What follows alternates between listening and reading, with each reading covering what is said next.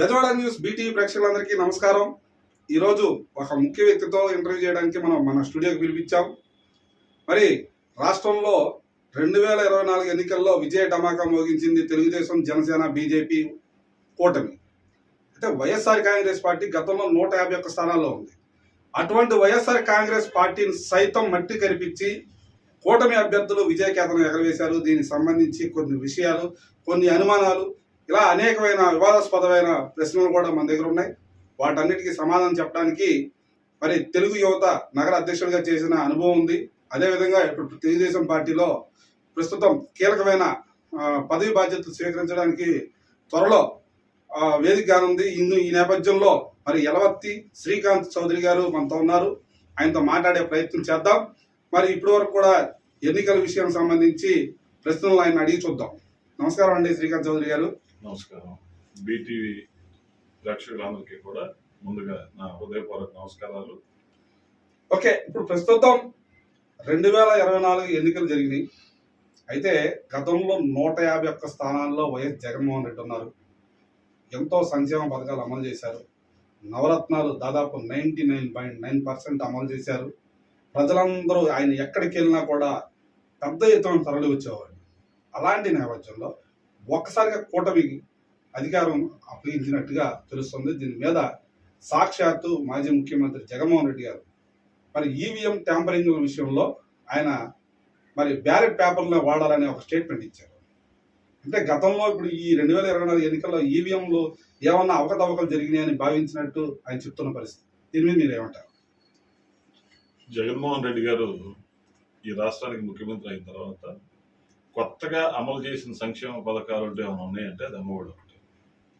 మిగతా పథకాలన్నీ గత తెలుగుదేశం ప్రభుత్వం అమలు చేసిన పథకాలే. దాంట్లో కొత్తదనం అయితే ఏం లేదు. ఇకపోతే ఈ అమ్మఒడి పథకంలో కూడా ఆయన 15,000 రూపాయలు ప్రతి ఇంటికి ఎంతమంది పిల్లలు ఉంటే అంతమంది పిల్లలకి ఇస్తానని చెప్పి దాన్ని ఒక ఇంటికి ఒకరికే పరిమితం చేసి దాంట్లో కూడా రకరకాల కోతలతోటి ఆ 15,000 రూపాయలను కూడా 13,000 రూపాయలే ప్రజలకు అందజేసింది. ఇది ఫస్ట్ సంక్షేమ పథకాలకు సంబంధించిన ఆన్సర్. ఇకపోతే ఆయన ఏం చెప్తారంటే, నేను అత్యద్భుతమైన పరిపాలన అందించాను, ఈవీఎంలు ట్యాంపరింగ్ జరిగింది, అందుకనే నేను ఓడిపోయాను, నా పరిపాలన ప్రజలందరూ మెచ్చుకున్నారు అని చెప్తాను. నాకు 25 నుంచి 30 సంవత్సరాలు, ఒక 6 నుంచి 7 ఎలక్షన్లకి నేను కొన్ని బాధ్యతల్లో, కీలకమైన బాధ్యతల్లో పనిచేయడం జరిగింది గడిచిన 30 సంవత్సరాలు. ఏ రోజు కూడా ఉదయం 6 to 8 ప్రజల లైన్లో నుంచడం అయితే నేను ఈ రోజు వరకు కూడా మొన్న ఎలక్షన్లో తప్ప ఇప్పటివరకు ఎప్పుడు చూడలే. అంటే దాని అర్థం ఏంటంటే, ప్రజలు వారు ఏ రకంగా భావించారంటే, అమ్మో నేను ఇప్పుడు ఓటేయకపోతే గబుక్కుని జగన్మోహన్ రెడ్డి గారు గెలుస్తాడేమో, వైసీపీ పార్టీ గెలుస్తాడేమో, మళ్ళీ ఈ రాష్ట్రానికి కర్మగాలి ఆయన ముఖ్యమంత్రి అవుతాడేమో భయంతో వచ్చి వాళ్ళందరూ ఉదయం 6కే లైన్లో నుంచొని వాళ్ళ ఓటు హక్కులు వినియోగించుకున్నారు. ఎండ పెరిగినా కూడా అదే లైన్ కంటిన్యూ అయింది. ఉదయం 6కి ప్రారంభమైన లైను వరుస సాయంత్రం 8, 9, 10 వరకు కూడా కంటిన్యూ అవుతూనే ఉంది. వాళ్ళందరూ కూడా ఇతర ప్రాంతాల నుంచి, సుదూర ప్రాంతాల నుంచి, ఎక్కడెక్కడి నుంచి 5-10 లక్షల రూపాయలు, చంద్రబాబు గారు చెప్పినట్లు 5-10 లక్షల రూపాయలు ఖర్చు పెట్టుకుని కూడా వచ్చి ఓటు విలువ తెలుసుకున్నారు. ఓటు విలువ తెలియజేశాడు జగన్మోహన్ రెడ్డి గారు. ఆయన పరిపాలన ద్వారా ఏంటంటే, ఓటు విలువ తెలియజేయడంతో వాళ్ళందరూ ఆ లైన్లో నుంచొని ఓట్లు వేసి జగన్మోహన్ రెడ్డి గారిని రాజకీయంగా పూర్తిగా నిర్మూలన చేశారు ఈ రాష్ట్ర ప్రజలైతే. ఇకపోతే మీరు అన్నట్లుగా ఈవీఎం ట్యాంపరింగ్ అవి ఇవని చెబుతున్నారు, బ్యాలెట్ పేపర్లు కావాలంటున్నారు. ఓకే, బ్యాలెట్ పేపర్లు ఒక సందర్భంలో తెలుగుదేశం పార్టీ కూడా డిమాండ్ చేసింది, అది మీ అందరికీ తెలిసిన విషయం. మరి బ్యాలెట్ పేపర్లు కావాలి అని చెప్పే జగన్మోహన్ రెడ్డి గారు కానీ, వైసీపీ పార్టీ కానీ, దీనికి ముందు కొద్ది కాలం క్రితం ఎమ్మెల్సీ ఎలక్షన్లు రాష్ట్ర వ్యాప్తంగా జరిగిన ఎమ్మెల్సీ ఎలక్షన్లు ఈవీఎం బ్యాలెట్ ద్వారానే 3 ఎమ్మెల్సీలు ఎన్నుకున్నారు.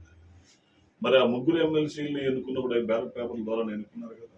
మరి వాటిలో 3 ఎమ్మెల్సీ పదవులను తెలుగుదేశం పార్టీ కైవసం చేసుకుంది కదా. అప్పుడు మీరు మేల్కొన్నారా? మేము చేస్తున్న తప్పని మీరు తెలుసుకున్నారా? తెలుసుకోకపోగా మీరు అధికారం ఉందని, మా ఓటర్లు వేరే అని ఇంకేయో కారణాలు చెప్పి ప్రజల్ని మభ్యపెట్టాలని ప్రయత్నం చేశారు. ప్రజల్ని మభ్యపెట్టడం కుదరలా. నేను ఇప్పటికీ కూడా జగన్మోహన్ రెడ్డి గారిని వాస్తవంలోకి వచ్చి ఆలోచించమని కోరుతా ఉన్నాను. జగన్మోహన్ రెడ్డి గారిని పక్కన పెడితే వైసీపీ పార్టీ నాయకులను అయితే నేను ఒకటే హెచ్చరిస్తా ఉన్నాను. జగన్మోహన్ రెడ్డి గారు మిమ్మల్ని ఇంకా మాయలోనూ మభ్యపెట్టు, మొన్నటిదాకా ప్రజల్ని మాయ చేసి మభ్యపెట్టారు. దాన్ని పక్కన పెడితే ఇప్పుడు ఆయన సొంత పార్టీ నాయకుల్ని మాయ చేసి మభ్యపెడుతున్నారు. 40% ఓటింగ్ వచ్చింది అనే మాట ఆయన చెబుతున్నారు. ఓకే, నిజమే, ఆయనకు 40% ఓటింగ్ వచ్చింది. తెలుగుదేశం పార్టీకి కూడా 2019లో 40% ఓటింగే వచ్చింది. ఆ రోజు ఈయన గెలవడానికి ప్రధాన కారణం జనసేన పార్టీ విడిగా పోటీ చేయడం, భారతీయ జనతా పార్టీ విడిగా పోటీ చేయడం, తెలుగుదేశం పార్టీ విడిగా పోటీ చేయడం, ఈ 3 పార్టీలు 3 దారుల్లో ప్రయాణం చేయడంతో ఈయన అత్యవసర మార్కులతోటి, అంటే ఆ రోజు జనసేన వల్ల నష్టపోయి తెలుగుదేశం పార్టీ నష్టపోయిన స్థానాలు కూడా ఇంచుమించుగా 60 నుంచి 70 పైచిలు. మరి అటువంటి పరిస్థితుల్లోనే ఈయన ముఖ్యమంత్రి అయ్యారు తప్ప ఈయనకేం ఏకపక్షంగా ఆ రోజు ప్రజలేమి అధికారం చెప్పలేదు. అయినప్పటికీ ఈయన వచ్చిన అవకాశాన్ని, మరి ఈయన మీద ఎంతో నమ్మకంతో 50% మంది ఆ రోజు పోలింగ్ చేసినప్పుడు మరి దాన్ని ఈయన ఎంత సద్వినియోగం చేసుకోవాలి అంత సద్వినియోగం చేయాలి తప్ప ఈయన పూర్తిగా దాన్ని దుర్వినియోగం చేసేసారు. కంప్లీట్గా అధికారాన్ని కక్ష సాధింపులకి, ప్రతిపక్ష నాయకులను జైలులో పెడతానికి, అవినీతికి, అక్రమాలకి డోర్లు ఓపెన్ చేసి ఎవడు ఎంత దోచుకుంటే మీ ఇష్టం వచ్చినంత దోచుకోండి అనే పరిస్థితి తరలేపడంతో ఆయనకి ఈ దుస్థితి ఏర్పడిందని నేనైతే బలంగా నమ్ముతున్నాను. ఇప్పుడు కూడా వైసీపీ నాయకులు నేను ఒకటే హెచ్చరిస్తా ఉన్నా, ఆయన చెబుతున్న అబద్ధాలు, ఆయన చెబుతున్న మాయ మాటల్లోకి మీరు నిజమని మాత్రం నమ్మదు. ఓకే, ఇప్పుడు మనం చూసుకున్నట్లయితే ఇప్పుడు రాష్ట్రంలో గతంలో 2019 నుంచి 2024 వరకు వైఎస్ జగన్ పాలనలో మీరు చెప్తున్నట్టు అరెస్టులు జరిగినాయి, మీరు చెప్తున్నట్టు ప్రజా వేదికని కూల్చేశారు. ఇలా అనేక సంఘటనల నేపథ్యంలో ప్రజలు వినూత్నమైన తీర్పునిచ్చి మీకు పట్టం కట్టారు. ఇది ఓకే, ఇంతవరకు బాగానే ఉంది. మరి మీరు అధికారంలోకి వచ్చి కొద్ది రోజులు కూడా కాలేదు, అప్పుడే వైఎస్ఆర్ కాంగ్రెస్ పార్టీ కార్యాలయం కూల్చివేత, మరి కొంతమంది నాయకులు ఇళ్ల మీదకి వచ్చి వాటన్నిటిని పగలగొట్టడం, ఇవన్నీ చేస్తున్నారు కదా. మరి దీన్ని ప్రజలు హర్షిస్తారంటారా? ఇప్పుడు మీరు అడిగిన ప్రశ్న, ఒక పార్టీ కార్యాలయం తాడేపల్లిలో నిర్మించినటువంటి పార్టీ కార్యాలయాన్ని అది కూడా అక్రమంగా ఆక్రమించుకొని పర్మిషన్ లేకుండా దాని నిర్మాణం పూర్తి చేయడంతో దాన్ని కోల్గొడుతుంది. ఇది ఒకటే కాదు, ఇంకా 2 కార్యాలయాలు విశాఖ అనకాపల్లిలో కూడా పోల్చాల్సిన కార్యాలయాలు ఉన్నాయి. అవి కూడా ఇలాగే అనధికారికంగా నిర్మించినవి. అనధికారికంగా నిర్మించిన ఏ కార్యాలయమైనా కూల్చివేయక తప్ప మేము దానికి పర్మిషన్ ఉన్నా కానీ లేకపోతే ఏమున్నా కానీ కక్షతో చేశాం అనే అర్థం వచ్చేలాగా వైసీపీ నాయకులు మాట్లాడటం మాత్రం ప్రజలు నమ్మరని మాత్రం మేము ఈ సందర్భంగా తెలియజేస్తాం. ఇకపోతే మీరు అడిగిన ఇంకో ప్రశ్న, దాడులు చేస్తున్నారు అంటారు. వాస్తవంగా చంద్రబాబు నాయుడు గారు కంట్రోల్ చేయబట్టి, పవన్ కళ్యాణ్ గారు కానీ, చంద్రబాబు నాయుడు గారు కానీ, భారతీయ జనతా పార్టీ కానీ, తెలుగుదేశం పార్టీ శ్రేణులు కానీ, జనసేన శ్రేణులు కానీ అందరినీ కంట్రోల్ చేయబట్టే ఈ రోజు కూడా వైసీపీ శ్రేణుల మీద అత్యల్పంగా, చాలా తక్కువ స్థాయిలో, చాలా తక్కువ నెంబర్స్ దాడులు జరిగినాయి తప్ప నిజంగానే అది పార్టీ ఎంటర్టైన్ చేయడము, లేకపోతే చంద్రబాబు గారు గ్రీన్ సిగ్నల్ ఇవ్వటము, లోకేష్ బాబు గారు గ్రీన్ సిగ్నల్ ఇవ్వటము, లేకపోతే స్థానికంగా ఉన్నటువంటి ఎమ్మెల్యేలు ఎవరైనా సరే గ్రీన్ సిగ్నల్ ఇవ్వటం జరిగితే భయంకరమైన విధ్వంసం మాత్రం రాష్ట్రంలో జరిగేది. అది వైసీపీ శ్రేణులు గుర్తుపెట్టుకోవాలి. చంద్రబాబు నాయుడు గారు నిన్న అసెంబ్లీలో కూడా ఆయన చెప్పిన మాట, స్పీకర్ అయ్యేంద్ర పాత్ర గారి సందర్భంగా ఆయన చెప్పిన మాట ఏంటంటే, ఆ ప్రభుత్వం ఏదైతే తప్పులు చేసిందో ఆ తప్పులను చూసి ప్రజలు ఏసలించుకొని మనకి స్థాయి కల్పించారు. మనం అయ్యే తప్పులు చేసి మనం కూడా అదే స్థాయికి మనం దిగజారుతాం. మనం ఉందాగా బాధ్యతతోటి నడుద్దాం, అలాగే రాష్ట్రాన్ని పరిపాలిద్దామని కూడా ఆయన క్లియర్గా చెప్పడం జరిగింది. పవన్ కళ్యాణ్ గారు కూడా వారి పార్టీ శ్రేణులు కానీ, రాష్ట్ర ప్రజలను కానీ అందరికీ కోరడం అదే జరిగింది. ఆ విధంగానే తెలుగుదేశం పార్టీ ఉందాగా బాధ్యతగా పరిపాలన సాగిస్తుంది తప్ప ఎవరి మీద వ్యక్తిగత కక్షలో దాడులతో పాల్పడటం అనేది జరగదు. జరిగిన అన్యాయాలు, అక్రమాలు ఏవైతే వాళ్ళు చేశారో ఆ చేసిన వాటికి ప్రతి దానికి కూడా వాళ్ళ బాధ్యత ఆన్సర్ చెప్పాల్సిన అవసరం ఉంది. అది కనుక చెప్పించకపోతే ప్రజలు ఎందుకైతే మమ్మల్ని ఎన్నుకున్నారో ఆ ఎన్నుకున్న దానికి మేము న్యాయం చేయలేదని కూడా ప్రజలు భావించే పరిస్థితి ఉంది. అందుకని ఖచ్చితంగా వాళ్ళు చేసిన తప్పులన్నిటి మీద విచారణ జరుగుతుంది. విచారణకు తగ్గట్టుగా చట్టం తన పని తను చేసేది. ఇప్పుడు మనం చూసుకున్నట్టయితే ఋషికొండ వ్యవహారం గురించి మాట్లాడారు. విశాఖపట్నంలో ఋషికొండ నిర్మాణం సంబంధించి ఏదో పెద్ద భూతద్దంలో చూపించే ప్రయత్నం చేస్తుంది టీడీపీ ప్రభుత్వం. ఎందుకంటే ఋషికొండ అనేది కేవలం ప్రభుత్వానికి సంబంధించింది, నేను కేవలం నా సొంతానికి పట్టుకున్నది కాదు, ప్రభుత్వ సొమ్ముతో ప్రభుత్వ స్థలంలో కట్టిన దాన్ని కూడా కేవలం తమ రాజకీయాలను ఉపయోగించి తప్పుదోవ పట్టించే ప్రయత్నం చేస్తున్నారు తప్ప వేరే ఏం కాదు. ఇప్పుడు సీఎంగా చంద్రబాబు ఉన్నారు, ఆయన కూడా వినియోగించుకోవచ్చు. ఎవరు సీఎంగా ఉంటే వాళ్ళు ఉపయోగించుకోవడానికి నిర్మించింది కాబట్టి దాని మీద ఎందుకు ఇంత దుష్ప్రచారం చేస్తున్నారంటూ వైఎస్ జగన్మోహన్ రెడ్డి అదేవిధంగా ఆయనకు సంబంధించిన మాజీ మంత్రులు కూడా చెప్తున్న పరిస్థితి. దీని మీద మీరేమంటారు? ఋషికొండ మీద నిర్మాణం చేశారు. అసలు కోర్టుకి ఏం చెప్పారు, పత్రికలకు ఏం చెప్పారు, మంత్రి గారు ఏం చెప్పారు, సంబంధిత శాఖ మంత్రి రోజా గారు ఏం చెప్పారు, ఇలా చూసుకుంటా పోతే ఒక్కొక్కళ్ళు ఒక్కొక్క స్టేట్మెంట్, ఎవరి నోటికి వచ్చింది అని చెప్పి. అంటే చెప్పిన దానికి మనం చెప్పింది రికార్డ్ అవుతుంది, ఈ రికార్డ్ అయిన దాని మీద మళ్ళీ తిరిగి మనం ప్రజలు ప్రశ్నిస్తారు అనే భయం కానీ భీతి కానీ ఎటువంటివి లేవు. అసలు ఎవరు ఎందుకు మాట్లాడుతున్నారో తెలియదు, ఎవరేం మాట్లాడుతున్నారో తెలియదు. అనకాపల్లికి సంబంధించిన ఒక మంత్రి గారు ఒకటి చెబుతాడు, అంబటి రాంబాబు గారు ఇంకోటి చెబుతారు, రోజా గారు ఒకటి చెబుతారు, సజ్జల రామకృష్ణారెడ్డి గారు ఒకటి చెబుతాడు, కొడాలి నాని అయితే ఆయన ఏమంటాడు, అసలు మేమన్నా ఏం తీసుకెళ్ళాయా, ప్రభుత్వానికి సంబంధించి కట్టించాం, రాష్ట్రపతి గారు ఉంటానికి కట్టించాం అంటాడు ఒక ఆయన ప్రధానమంత్రి వస్తే విడుదల అంటాడు, ఒక ఆయన ముఖ్యమంత్రి గారి కోసం అంటాడు, ఒక ఆయన టూరిజం అంటాడు. ఇలాగా అసలు సంబంధం లేకుండా సమాధానాలు, ఎవరేం చెబుతున్నారో తెలియదు, అసలు దేనికి కట్టించారో ఎవరికి తెలియదు. కానీ అందరికీ తెలిసిన సత్యం ఏంటంటే ఇది జగన్మోహన్ రెడ్డి గారు ఆయన ఇష్టరీతిగా ఆయన ఇష్టం ఆయన కోరిక మేరకు కట్టించుకున్నారు అనేది అయితే మాత్రం జగన్ సత్యం. అయితే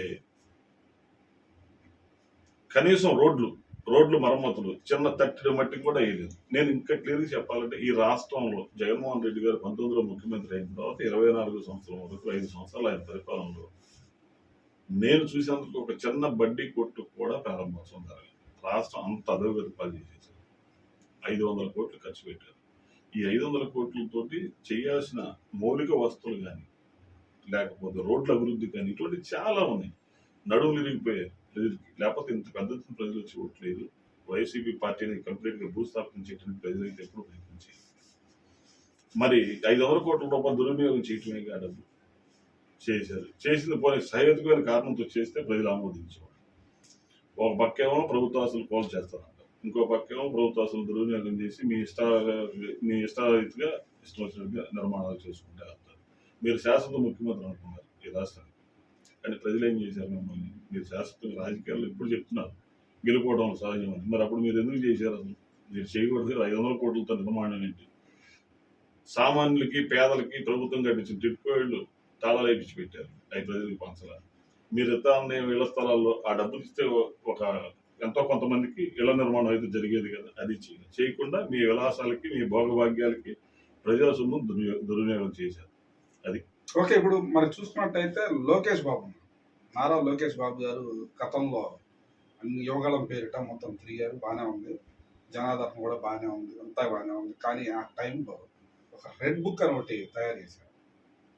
రెడ్ బుక్ ద్వారాగా ఒక్కొక్క సంగతి ఏదో తేలుస్తాము, ఒక్కొక్కటి సంగతి తీరుస్తామని చెప్పడం జరిగింది.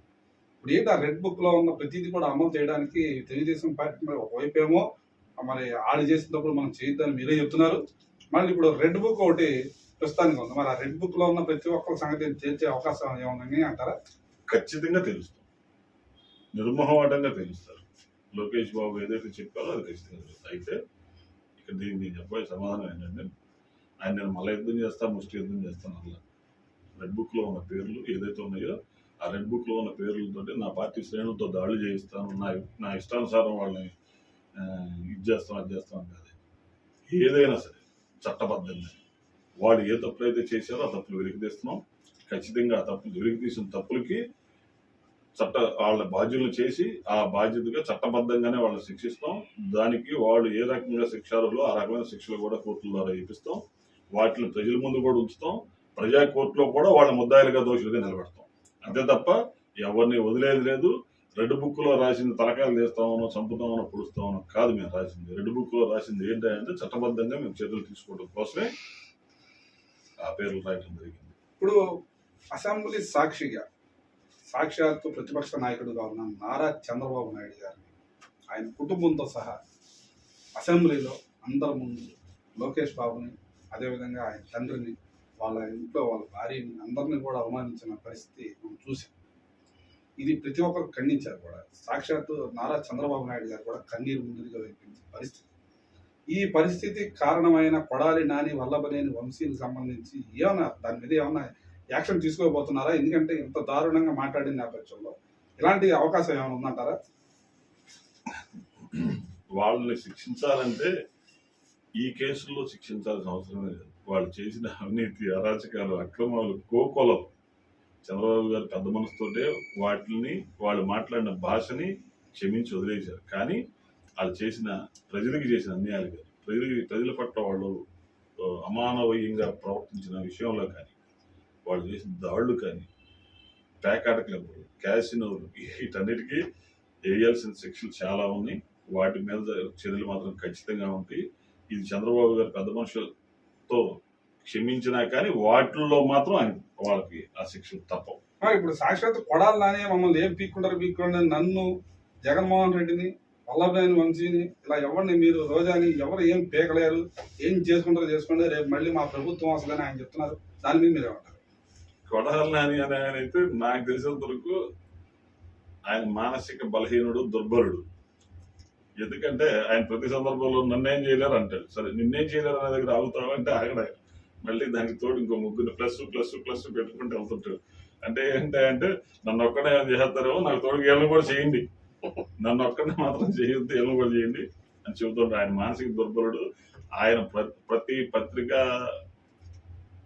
సమావేశాల్లో కానీ, లేకపోతే ఎలక్ట్రానిక్ మీడియాతో మాట్లాడిన సందర్భంలో కానీ ఆయన మాటలు చాలా సార్లు విన్నాను నేను. ప్రతి సందర్భంలో నన్ను వంశీ నాన్న చేస్తాను, నన్ను జగన్మోహన్ రెడ్డి ఏం చేస్తాను అంటే ప్రతిసారి ఈయన ఏమన్నా అయితే A2, A3, A4 నెంబర్లు చెబుతుంటాడు. ఆయన మామూలుగా చాలా భయస్తుడు. అయితే ఖచ్చితంగా చట్టపరమైన చర్యలే ఉంటాయి ఎవరి మీదనే కానీ, అంతే తప్ప వ్యక్తిగతంగా దాడులు, వ్యక్తిగత దోషంలో అటువంటివి చేయరు. వాళ్ళు చేసిన ఏ తప్పు అయితే ఉందో ఆ తప్పు చంద్రబాబు గారు చేయకూడదని సంకల్పించారు. అదే సంకల్పంతో తెలుగుదేశం పార్టీ శ్రేణులు కూడా ఆయన ఇచ్చిన పిలుపు మేరకే నడుచుకుంటే తప్ప ఆయన పిలుపుని కాదని వ్యక్తిగతంగానో ఇంకోటో చేసే పరిస్థితి తెలుగుదేశం పార్టీలో ఉండదు. ఇది చాలా క్రమశిక్షణ కలిగిన పార్టీ. ఓకే, ఇప్పుడు 2019 నుంచి 2024 వరకు జరిగిన పాలన చూసుకుంటే, మరి 2024 ఎన్నికల ముందు నారా చంద్రబాబు నాయుడు గారు, పవన్ కళ్యాణ్ గారు వీళ్ళందరూ కూడా సూపర్ 6 అని ఒకటి హామీ తీసుకొచ్చారు. అది సక్రమంగా అమలు చేస్తారా? అంటే కొంతమంది ఉద్దేశం ఏంటంటే వీటి నేపథ్యంలోనే వీళ్ళిద్దరి మధ్య 2 ఏళ్ళు కూడా కొనసాగలేరు, వీళ్ళ మధ్య తారతమ్యాలు వస్తే ఖచ్చితంగా ప్రభుత్వం ఉండదు అనే అంశాన్ని కూడా తీసుకొస్తున్నారు. దీని మీద మీరేమంటారు? ఆ అంశం మీద ఇద్దరి మధ్యలో విభేదావస్థి అని తీసుకొచ్చింది ఎవరో నాకైతే తెలియదు. కానీ సూపర్ 6 అనేది ఉమ్మడి మేనిఫెస్టోలో రూపకల్పన చేసినప్పుడు చంద్రబాబు గారు ఇవాళ కొత్తగా ముఖ్యమంత్రి అవడం కాదు. 15 సంవత్సరాలు ముఖ్యమంత్రి, 15 సంవత్సరాలు ప్రతిపక్ష నాయకుడిగా ఆయన పనిచేశారు. ఈ రాష్ట్రంలో ఎంత బడ్జెట్ ఉంది, రాష్ట్ర ఆదాయం ఎంత, ఏ రకంగా వనరులు సమకూర్చుకోవాలి, అవన్నీ తెలియకుండా ఆయన ప్రకటించారు అని అనుకునే వాళ్ళు మాత్రం మూర్ఖుల కింద నేను లెక్క పెట్టాను. ఆయన అంత అనుభవజ్ఞుడైన ముఖ్యమంత్రి భారతదేశంలోనే లేడు, అంత అనుభవం ముఖ్యమంత్రి ఆయన. అవన్నీ లెక్కబెట్టే ఆయన ఏదైతే హామీలు ఇచ్చారో సూపర్ 6, ఆ సూపర్ 6 పథకాలు అమలు చేయడానికి సిద్ధపడ్డారు. ఇందాకే దానికి సంబంధించిన శాఖ మంత్రి కొండపల్లి శ్రీనివాస్ గారు కూడా 7,000 రూపాయలు రేపు 1వ తారీఖుకి ప్రజలకు అందజేయాలి, దానికి తగ్గట్టుగా మీరు ఏర్పాట్లు పూర్తి చేయండి అని అధికారులను కూడా ఆదేశించడం జరిగింది. సూపర్ 6 ఇచ్చిన హామీలన్నీ కూడా ఖచ్చితంగా అమలు చేసి తీరుతారు. సూపర్ 6 హామీలే కాదు, ప్రజలకి ఏ నిమిషంలో అవసరమైతే ఆ నిమిషంలో, ఎక్కడ విపత్తు వచ్చినా, ఎక్కడ ఆపద వచ్చినా, ఎక్కడ అవసరం వచ్చినా అక్కడ సంబంధిత నియోజకవర్గ ఎమ్మెల్యేలు కానివ్వండి, మంత్రులు కానివ్వండి, అవసరమైతే ముఖ్యమంత్రి గారైనా సరే తక్షణం స్పందించి ఆ సమస్యల మీద పరిష్కారం కోసం అడుగులు వేస్తారు తప్ప ప్యాలెస్ల్లోనో ఫామ్ హౌస్ల్లోనో పడుకునే ప్రభుత్వం కాదు. ఒక ఫామ్ హౌస్ ముఖ్యమంత్రిని పంపించేశారు ఒక రాష్ట్రం, ప్యాలెస్ ముఖ్యమంత్రిని పంపించేశారు ఈ రాష్ట్రం. తెలుగుదేశం పార్టీ ప్రభుత్వం ఇది ప్రజల మధ్యలో ఉండే ప్రభుత్వమే తప్ప ప్యాలెస్ల్లో ఫామ్ హౌస్ల్లో పడుకునే ప్రభుత్వం మాత్రం కాదు. ఇచ్చిన హామీలు ఏవైతే ఉన్నాయో ఆ హామీలన్నింటినీ ఖచ్చితంగా అమలు చేస్తాం, అమలు చేసి తీరుతాం. ఇది చూశారు కదా, మరి ఈ రోజు ఇటు తెలుగుదేశం ప్రభుత్వానికి సంబంధించిన అనేక ప్రశ్నలకి ఆయన జవాబు ఇవ్వడం జరిగింది. మళ్ళీ ఇంకో అంశంతో మళ్ళీ మీ ముందుకు వస్తాను. అప్పటి వరకు నమస్కారం.